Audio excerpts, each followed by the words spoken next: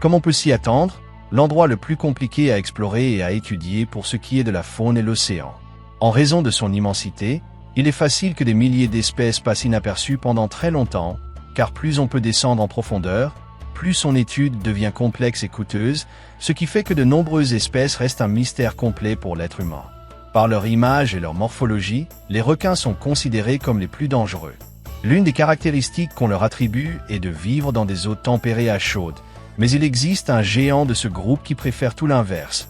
Il s'agit du requin pèlerin. Ce requin nage très près des pôles et on le trouve généralement dans les océans qui recouvrent ces régions. Il préfère habituellement les eaux dont la température se situe entre 8 et 14 degrés Celsius. Mais il peut se déplacer d'un hémisphère à l'autre en passant par les eaux équatoriales, allant même s'aventurer dans les eaux polaires, ce que très peu de requins n'osent faire. On peut le rencontrer du large jusqu'aux zones côtières, de la surface jusqu'à 910 mètres de profondeur. Cette espèce constitue son propre genre, mais on la compare au requin-baleine. Cependant, à la différence de ce dernier, sa conformation morphologique est plus proche du profil d'un requin classique. Il est considéré comme le deuxième plus grand poisson du monde, seulement dépassé par le requin-baleine mentionné précédemment.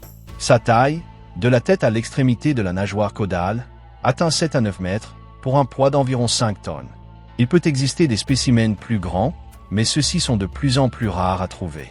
Il présente une couleur brun grisâtre sur le dos, tandis que son ventre a tendance à être plus pâle, et il arbore sur tout le corps des taches de teinte plus claires.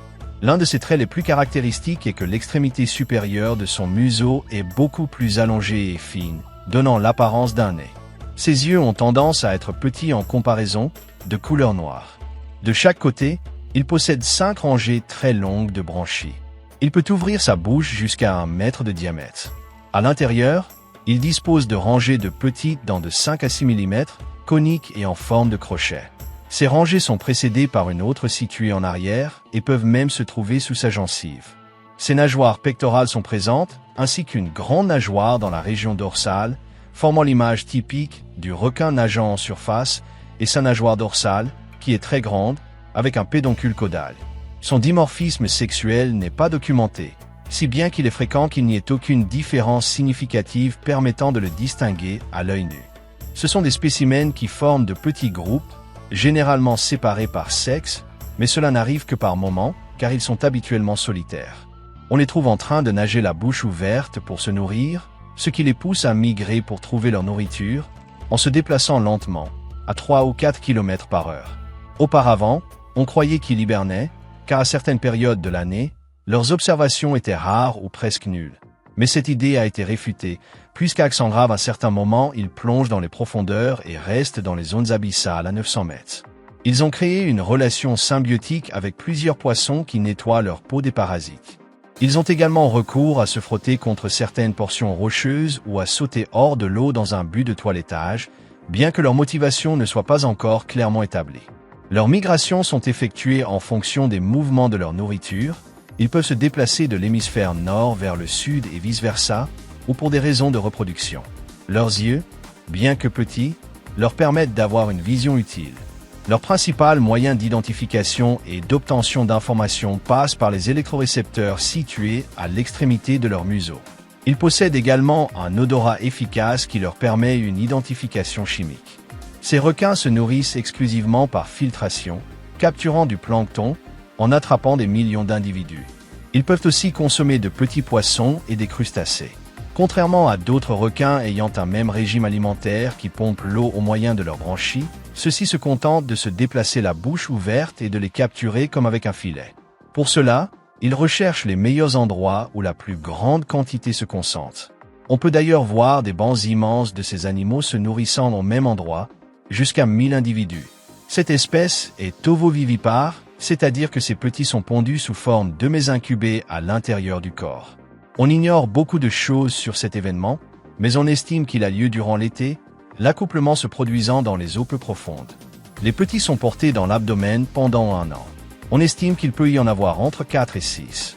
On sait qu'en sortant de leur œuf, ils se nourrissent des ovules non fécondés, ce qui expliquerait la présence de leurs dents à ce stade, bien qu'il ait également été suggéré qu'elles puissent servir pour la parade ou la reproduction. Ils seront ensuite mis bas jusqu'à l'été de l'année suivante dans les profondeurs, mesurant alors 1 mètre et étant indépendants, se débrouillant donc seuls. On estime qu'ils atteignent la maturité sexuelle entre 6 et 13 ans. Leur espérance de vie à l'état sauvage est inconnue, mais on l'évalue à 50 ans. Ils n'ont pratiquement pas de prédateurs, bien que les orques aient tendance à les chasser. Ils ignorent les bateaux qui viennent se placer à côté d'eux, pouvant même les heurter ou les faire chavirer s'ils sont de petite taille, mais cela est davantage accidentel, car ces bateaux se mettent sur leur route. En captivité, on ignore combien de temps ils vivent, cette espèce ne se trouvant dans aucun aquarium, du moins je n'en ai trouvé aucun. Son statut est vulnérable. Auparavant, ils se trouvaient dans une situation plus précaire, car ils étaient chassés pour leur foi. Mais avec l'étude et la prise de conscience, cette pratique a été remplacée. Actuellement, la menace vient de la fluctuation des populations de leur nourriture. Il est donc nécessaire de prendre des mesures, comme éviter d'acheter du foie de requin, car il est très probable qu'il provienne de ces animaux. Par ailleurs, c'est une espèce qui nécessite davantage de recherche. Son rôle dans l'écosystème est d'équilibrer les populations de la microfaune aquatique. De plus, il sert de nourriture à de nombreuses espèces, et lorsqu'il meurt, ses restes sont consommés par une grande quantité d'animaux. Dans l'écotourisme, il représente une source de revenus importante pour les pays qui l'ont développé. C'est une espèce inoffensive, car il tolère assez bien les visiteurs et ne les voit ni comme un danger, ni comme des proies. En outre, pour l'histoire et la mythologie, on raconte que leurs restes, en s'échouant sur la plage, ont créé la silhouette des classiques serpents marins de taille gigantesque. Un titan océanique pacifique, dont l'apparence peut être confondue avec quelque chose d'effrayant, qui tolère les eaux froides de la planète et plonge dans des profondeurs où on ne peut l'observer. L'un des requins les moins connus, tel est le requin pèlerin. J'espère que la vidéo t'a plu. Si c'est le cas, mets un j'aime. Si tu connais quelqu'un à qui elle pourrait plaire, partage-la sur tes réseaux sociaux et n'oublie pas de t'abonner si tu aimes les animaux. Si une question t'est venue, si tu as une suggestion ou si tu veux simplement commenter quelque chose, n'hésite pas à le faire dans la boîte de commentaires. De plus, si tu es un grand fan de cette chaîne, active la petite cloche de notification pour être parmi les premiers à voir les vidéos. Merci beaucoup d'avoir regardé cette vidéo. On se voit, à bientôt.